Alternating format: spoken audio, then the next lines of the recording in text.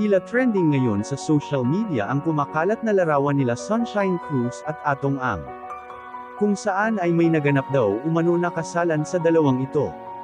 Ito nga lang araw kaya madaming netizen ang natuwa nang malaman ang kasalan ito. Kaya sobrang kilig ang nadarama ngayon ng mga supporters at mga fans nila Sunshine Cruz at Atong Ang. Dahil puro kilig ang nadarama sa tuwing makikita daw nila ang larawan ng dalawa na magkasama at sweet sa isa't isa.